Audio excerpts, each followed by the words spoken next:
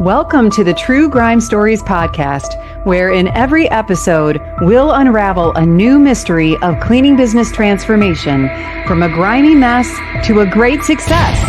Join me, your host, Jeannie Henderson, as together we dig up cleaning business secrets that you've been dying to know.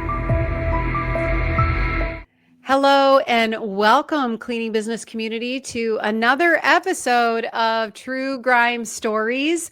And I was very excited to welcome my friend Pam Brewington to join me today on True Grime Stories. And we're both wearing our red today because we're actually recording this on Valentine's.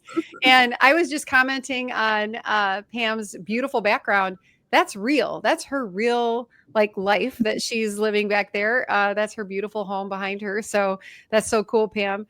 Thanks for being here. And I wanted to share with you a little bit about Pam. So she is the owner of Terry Lynn Cleaning Services in Longmont, Colorado. That's kind of like halfway between Denver and what's the other one? Fort Collins, Colorado. Right. And so just to kind of give you an idea of where she's located. And she really tries to have a high quality perspective to her business.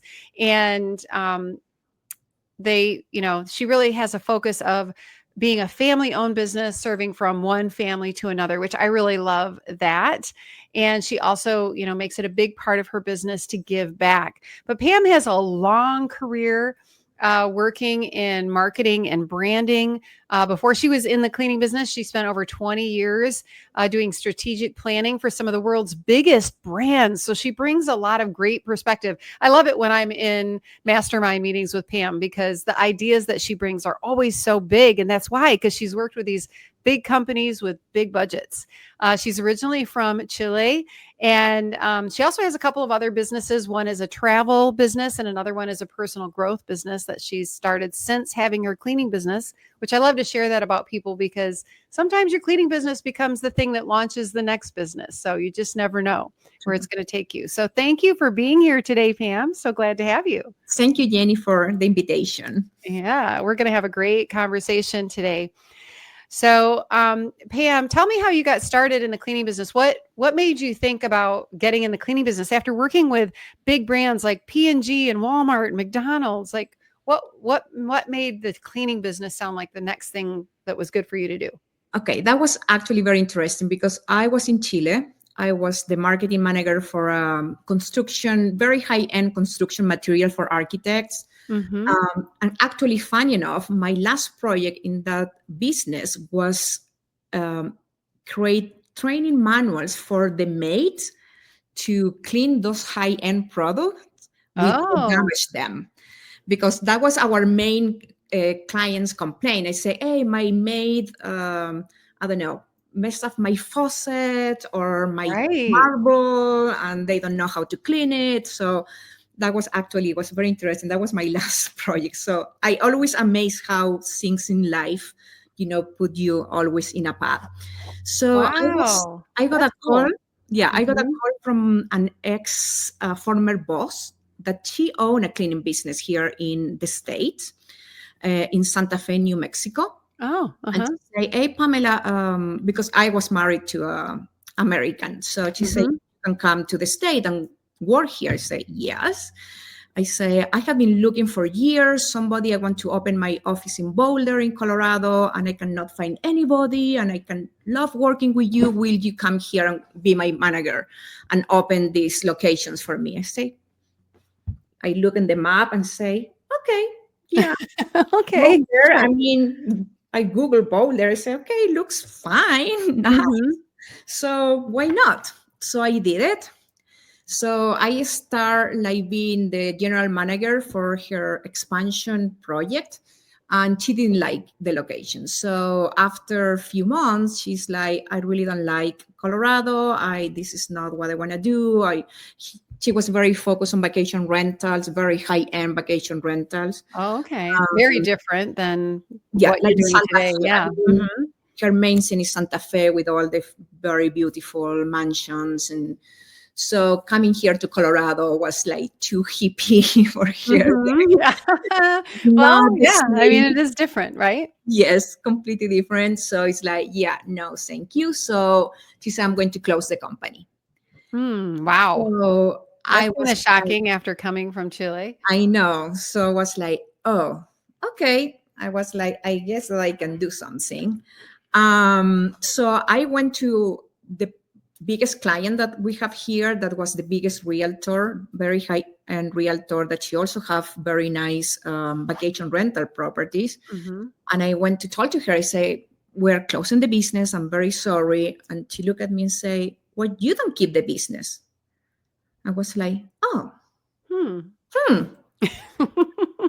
Actually, why I don't keep the business? So I Right. talked to my boss and friend. I said, "Are you sure you're never going to back to Colorado? Do you mind if I start this in my own?" She said, "Oh, please go ahead. I mean, I'm never going to back to Colorado." So I Wow. started, and I started with like one client, one cleaner. Hmm. And I figured it out super, super fast. Yeah. And So what it year was was so what year was that? that was in 2018, 2018. Okay. So 2007 years ago. Yes. And so tell me about like your growth then from that point. How did it go? Like Yes. what were you learning in those first couple of years? Yeah. The interesting part is like because my background was in corporate world, what I figure out is like the industry was very, very, um, have very low standards Right. and Yeah. was not professional at all. So it was very easy to make a difference. So I started using very professional process and system marketing, and it was very different. So that was Mhm. a very big advantage for the business. Right, Uh, you could differentiate yourself because there are so many people out there who run their cleaning businesses literally out of the trunk of their car. exactly. Yeah. And Exactly. so and you're coming in and presenting a professional front. Exactly. So that Yeah. was my and that's what very inspiring for me. And the other thing that from the beginning as something that I got lost at some point and we are bringing back, I start the cleaning business from a point of joy. Mhm. That's what I wanted to bring from day one. That's what I actually is very funny because my corporate color is a hot pink and I hate pink. Oh my goodness. But I picked that color because I want to force myself to bring like the love, hot love, happiness, Uh-huh. to my people, to my clients, and that's what I really started that business. Um, Wow, that's funny that you picked a color that you don't even like. yeah, and especially I did it because when my former boss say like I hate color was all full of hate. I mean, really, I felt that. I felt that I don't like it. I don't like these people. I don't like the city. So I was like, Mm. I don't want that. Right, you had to flip the script, like, I mean, Exactly. I right? want And to. people can feel it. If you don't love your business, Yes. right? People are gonna feel that. So you're in business, you're Mhm. building your brand, you're differentiating, you're in a new city, you're in a new country, Yes. basically.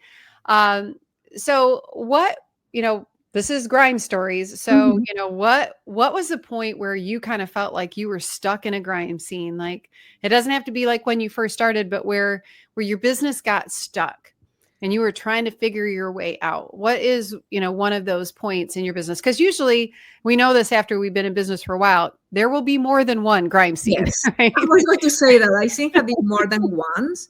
Right. I think the first one was the develop of a team. I Oh, mean, yeah. I was like working with one manager and we all like hit our roof. Mhm. So was that moment to understand that I need a different structure and I need a different level of people because there are people that I have, they were not, they don't have the willing to keep growing. Yeah. If their mindset is limited about what you can accomplish, it limits everything. Yes. Mhm.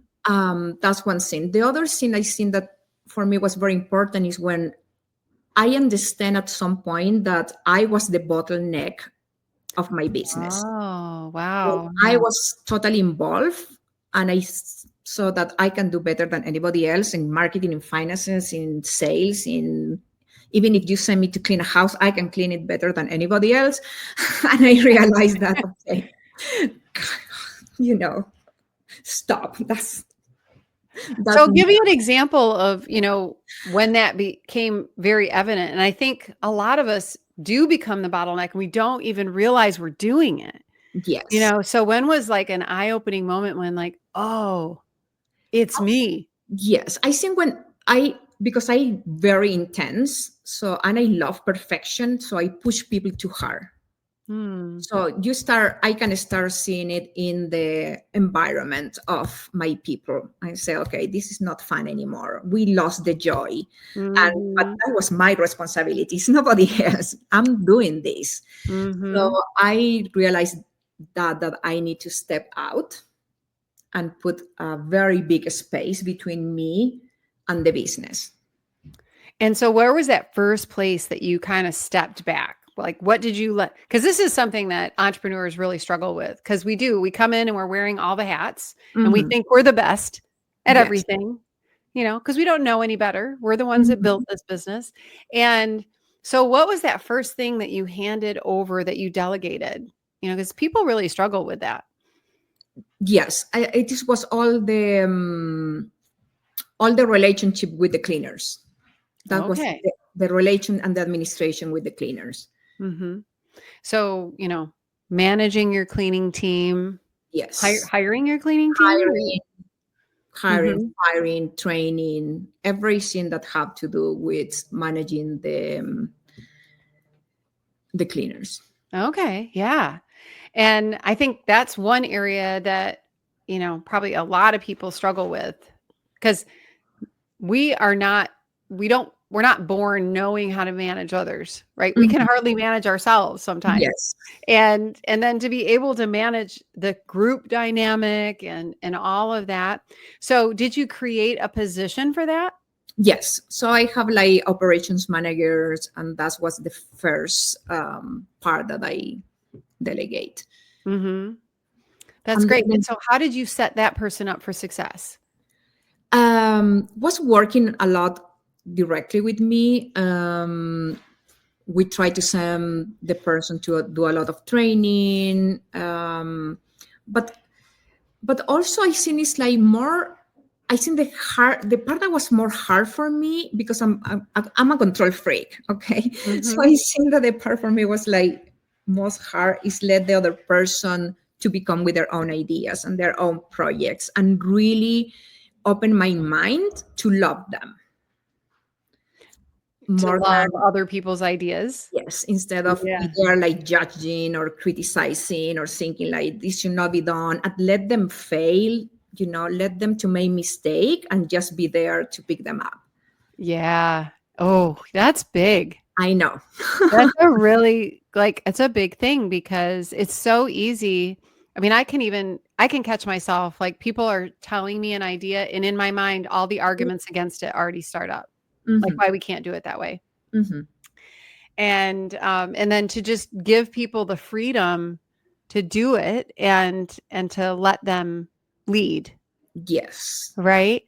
Well, this is a big deal because this is one of the this is probably one of the biggest things that holds people back is learning how to let go Hmm. in a way that lets other people innovate. Yes, exactly. Yeah. But the other thing is like I think that the hardest part is find a balance too, because I then my third struggle I think is like find that balance because I Mhm. keep going from like abdicating the business Uh-huh. to micromanage the business, So it's So like you're all in or you're all out. exactly. So Yeah. try to find that balance. I think is like the hardest part. Yeah. Yeah, that is big.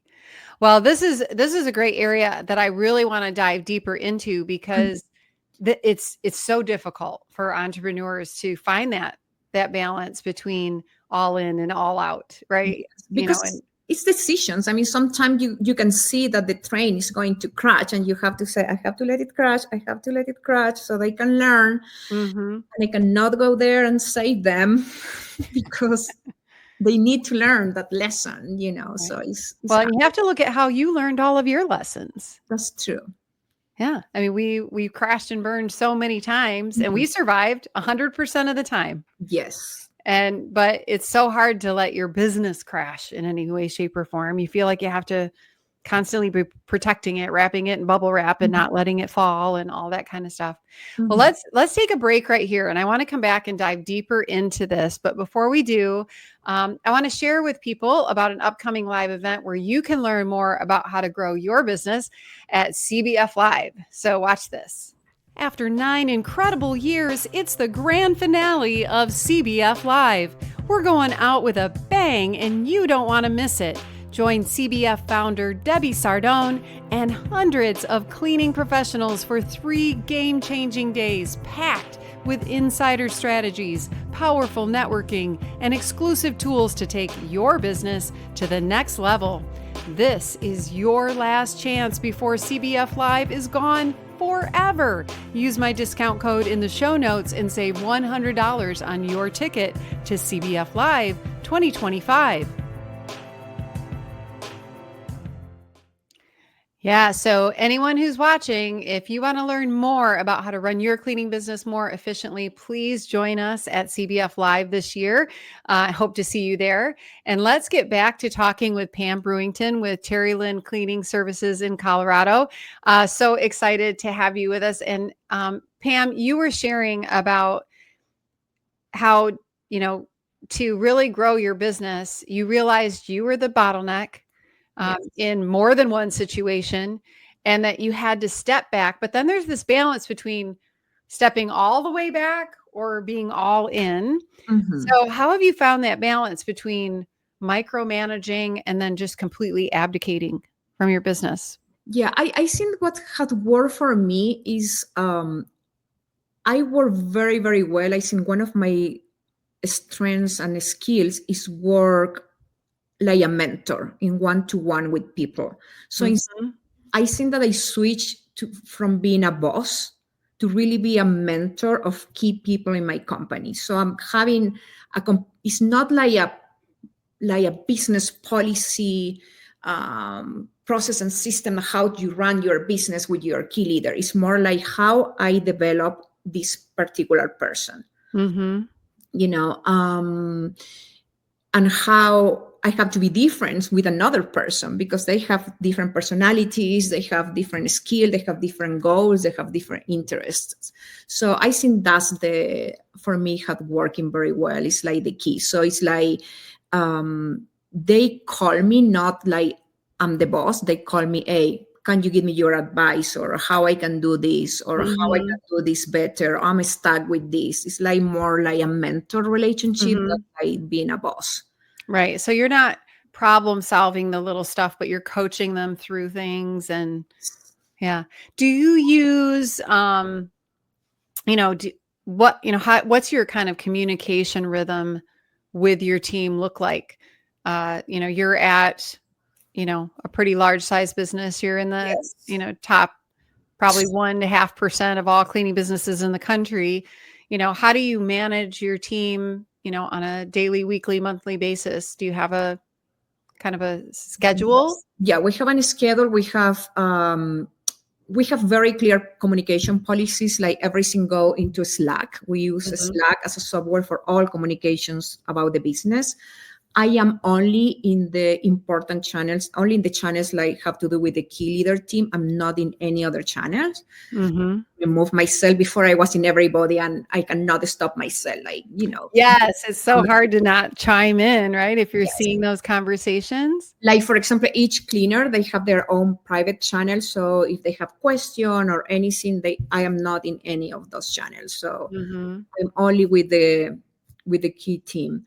That's one thing. The other thing is like we keep cell phones and texts only for emergencies. And that is super sacred for us. So if any of my people call me to my cell phone, Even if I'm here in an interview with you, I'm going to stop and I'm going to answer because I know that it's an emergency. Right. Yeah. And they know that, but they will never call me to say, hey, do you know what? I was thinking about this. It's like, let's go for a Slack, you know? Right. Uh-huh. That's so good because I think it gets muddy, messy, Yes. and you have so many different Channels. Yeah. channels to Then you communicate. don't remember what did you talk to them.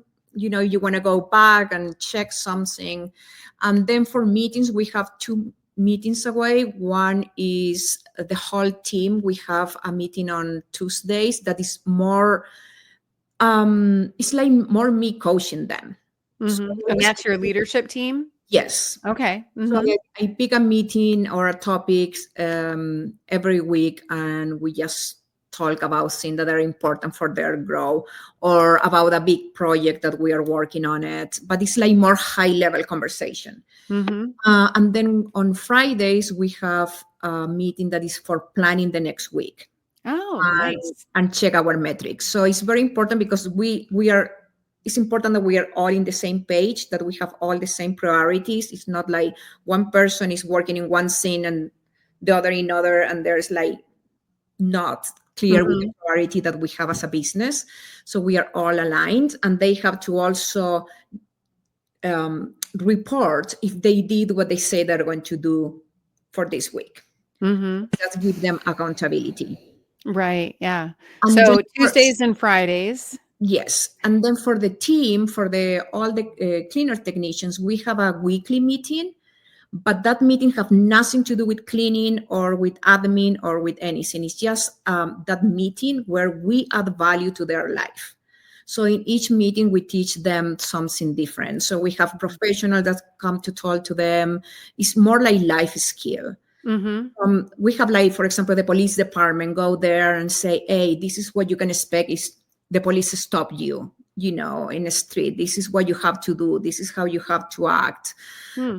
We teach them how to drive in the snow, how to be prepared, how to do their taxes. I mean, everything that have to do with life skills, nothing to do with work.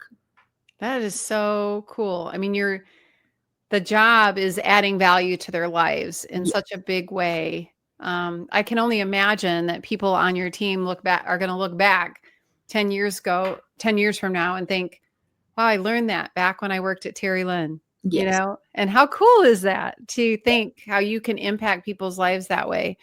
Um, and, and who plans those meetings? That's very interesting that you ask because one of the key positions that I have in my company, one of the leader is actually a psychologist, and his position is actually a happiness manager. Oh, And his job is just make sure that every person is performing at their best, mm-hmm. and everybody is like really communicating from the inside this joy and this happening that is like Mm-hmm. part of our branding. So he's the one that plan all those meetings. So he really is in touch with all our staff, make sure that he understand what we need, what we are what Mm-hmm. the difficulties that they're having at the moment, what their challenge, what their fears, and he's the one that planned all those meetings. That is so great. Wow. So I do want to kind of talk about the results that you're experiencing now that you've kind of made this jump. But I know that I'm thinking of the questions of the people who are listening to you right now. And I Mhm. know people are probably dying to know like what your structure is then now that you've created this team Mhm. to create this other level of management so that you can be, coaching your team instead of like in the day to day. Mhm. So what's the structure of your leadership team? Oh, okay. That's a very good question because I made a mistake in the beginning where I have one person, like a very key important person managing everything. Mhm.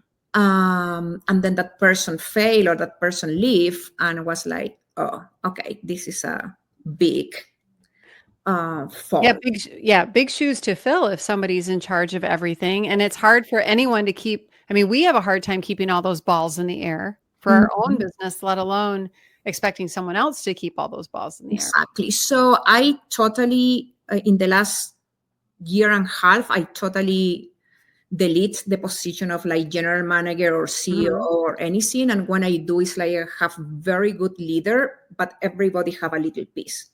Mm-hmm. And they work together as a team. So nobody own everything. Everybody's like very expert in the area that they are working on. Mm-hmm. So I have an operation manager that is physically in the office, and he's in charge of everything: operations, wall truth, quality control, training, hiring, um, running all the office. Mm-hmm. Then I have a scheduler and customer service person, and that person also have the daily contact with the cleaners.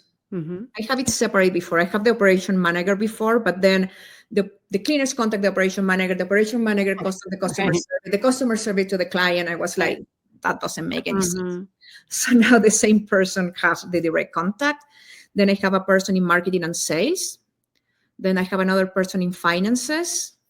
Then I have a person in technology, and I have a person now in this happiness manager. Wow. Now, are those all full-time positions? They're all full-time positions, yes. Okay. Wow. Yeah. That's great. And are they some of them remote? Uh, Actually, they're all remote except the operations manager. Okay. And are they all US based? Nope. Okay. So you also are working with out Yes. of country people on some of this. That's great. Yes. Well, and that gives you the ability to, it is less expensive sometimes to hire people out of country. And so that gives Yes. you the ability to have more hands to get the work done. So that's Yeah, and very it's cool. actually, and also very high professional people, Mm-hmm. very highly educated, and Mm-hmm. so Yeah, there's so much great talent out there, and it's so cool that we really aren't limited to the people in our community. There's just, people everywhere. Like my yes. amazing Chris, who's my assistant, who's here with us today. So, there's just people everywhere who, can help you work and grow your business. And they don't necessarily have to be in the US to do that. So that's really Yes. cool. And the key with that also is like if one person fail or one person quit or something, it's very easy to I can step up and take care of that little piece, Right. anytime without have to create any chaos, and very easy to replace too. Mhm, mhm. Yeah. Yeah, it's if you can spread out the roles enough, then it doesn't leave this huge chasm like you said when you had this one person who was doing everything. When that person's gone, then what do you do? It's Yeah. really hard to start over from that point. Okay, so you realized you were the bottleneck, you got out of the way, which Yes. is, that's a huge realization right there. So many people never figure that out, that they're the thing that's holding their business back.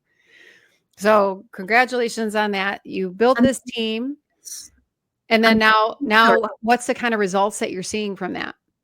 yes, I think the result. Well, I have been able to create two other business in the meantime that are where my time is more. The return on investment of my time is bigger in the other Mhm. business than in the cleaning business. Um, so that is the main result. Also, I know that I'm not that focused on the result.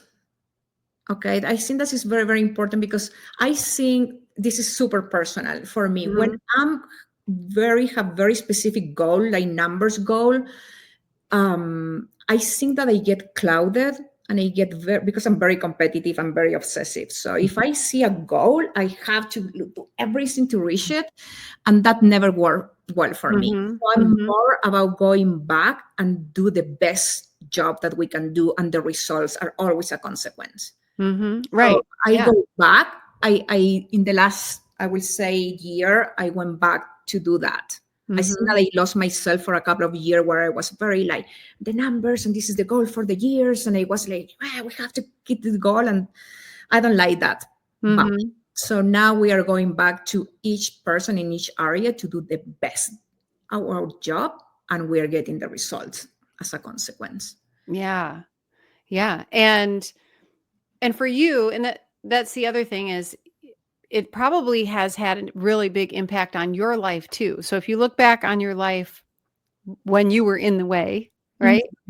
how do you compare how you feel and what your life is like then to where it is today, when now you have this great team who is, getting better? Yeah, I mean, I think that the big benefit for me as an owner is my team today, they chill me of the bad situations or the bad moments, so I Mhm. don't get contaminated with that. Mhm. And I think that is very, very important, because when you are there on the field, or you are like in your business every day, and you people like us, when we're business owner, we get very frustrated with very little things, because we We want perfect. fixate on them. Yes, Yeah. and we want perfection, and we want to fix them. And I think the relationship we have with our team is like they handle, and they don't have to tell me. Mhm. They have full authority to fix the problem and make decisions. I say something in the meeting, in the last elite meeting, that I don't want my managers be able not to say yes and make the decisions, Mhm. that will benefit the company. So I really, really foster that with them. So I think that is the main thing, because I have a peace of mind where I can go and do other things. Yeah, so it frees up your brain space, your emotional space, your time, all of those things, but then you can still have, the joy of leading a team and having your business grow. And I'm sure, that the revenue and everything from that business helps you then do these other great things that you have moved on to do. So congratulations. And Pam mentioned that we are in a group called CBF Elite, which is a mastermind group that we've been part of for a couple of years, with other cleaning business owners who've grown their business to this size.